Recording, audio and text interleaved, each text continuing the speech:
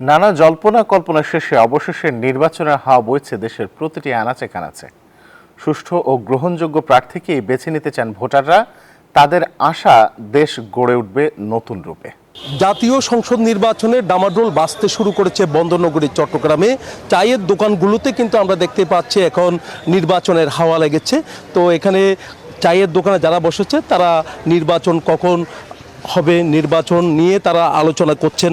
আমরা প্রতিদিনে কিন্তু দেখছি, যেহেতু নির্বাচনের সময় যত ঘনিয়ে এসছে, ফেব্রুয়ারিতে নির্বাচনের যে ঘোষণা এসেছে, ফেব্রুয়ারিতে যদি নির্বাচন হয় তাহলে কাকে তারা প্রার্থী করবে, তাদের ভোটটা তারা দিতে পারবে কিনা, সেই বিষয়গুলো নিয়ে কিন্তু আসলে চায়ের দোকানে কিন্তু অনেকটা আলাপ আলোচনা চলছে। আমরা একটু কথা বলতে চাচ্ছি আপনার সাথে, কেমন নির্বাচন আপনারা চান?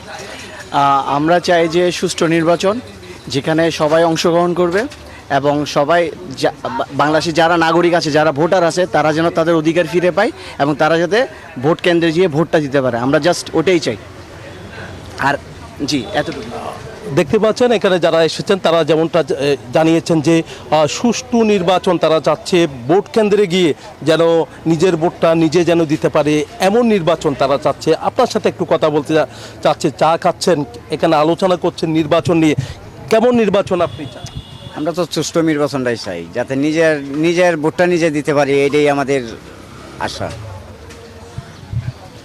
এতক্ষণ ধরে আমরা কথা বলেছি, এখানে যারা এসেছেন তারা বলছেন যে চায়ের দোকানে কিন্তু সবসময় এখন নির্বাচনে হাওয়া লেগেছে। তারা বলছেন যে নির্বাচনটা যেন সুষ্ঠুভাবে যেন শেষ হয়, সেই আশা তারা করছেন। তারা বলছেন যে তাদের পছন্দের প্রার্থীকে তারা যদি জয়ী করতে পারে তাহলে কিন্তু তারা তাদের যে চিন্তা চেতনা, তারা যে আশা নিয়ে ভোট দেবে, সেটা কিন্তু অনেকটা সফলতার মুখ দেখবে বলে তারা মনে করছেন। তারা বলছেন যে যোগ্য প্রার্থী যদি হয় তাহলে কিন্তু তাদের এলাকা বলে তাদের বিভিন্ন জায়গায় তাদের উন্নয়নটা অনেক বেশি হবে বলে তারা মনে করছেন।